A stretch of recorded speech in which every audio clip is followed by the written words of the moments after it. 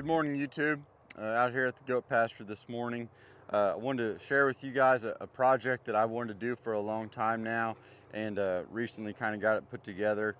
This is essentially my mobile Energizer unit, and for a long time I've had this same equipment on the ground in a situation where I had to unhook and load up and strap down, drive to my new location, unstrap, unload, and hook back up.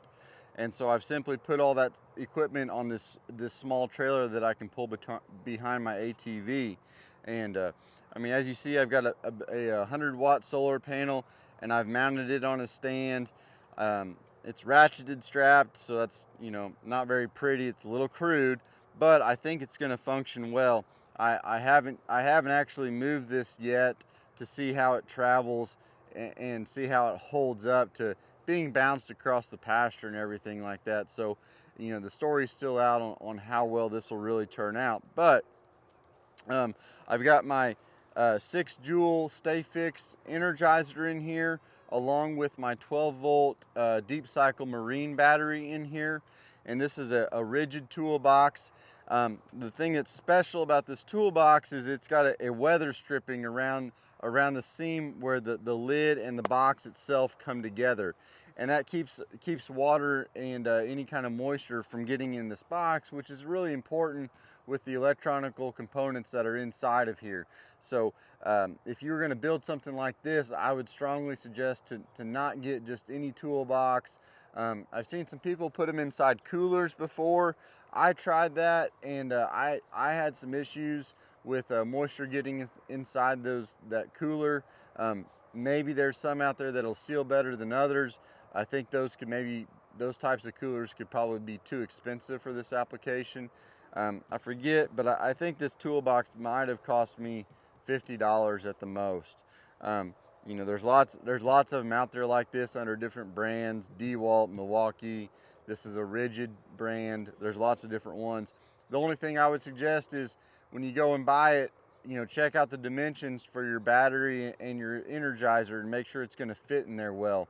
I was able to fit everything in this one, but I actually had to cut some 2x4 blocks and kind of wedge them in there so that everything would stay tight in there. So when we drive across the pasture, they're not just rattling around in there and moving around and wearing themselves out.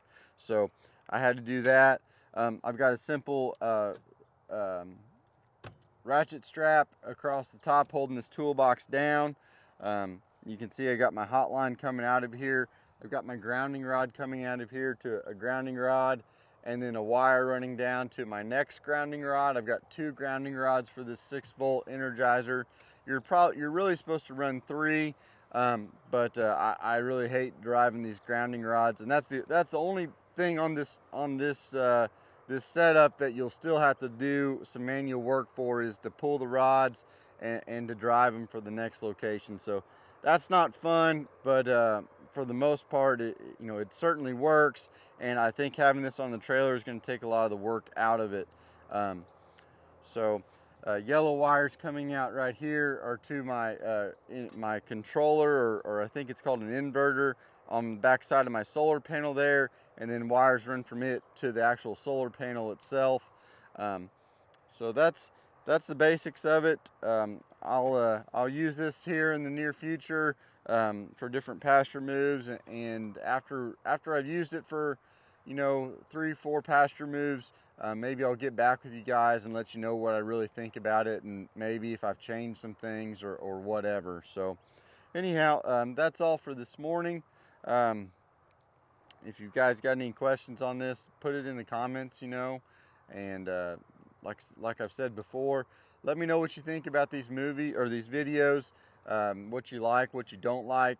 That way I can kind of try to adjust my format a little bit, or my content just a little bit, and try to bring you guys something that you want. So look forward to making the next video, and we'll talk to you soon.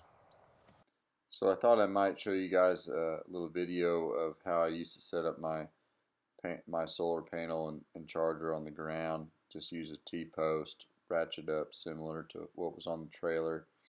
And then show you some of the components on here. Little inverter right there that converts the energy from the panel to the battery, so that it can then go to the charger itself.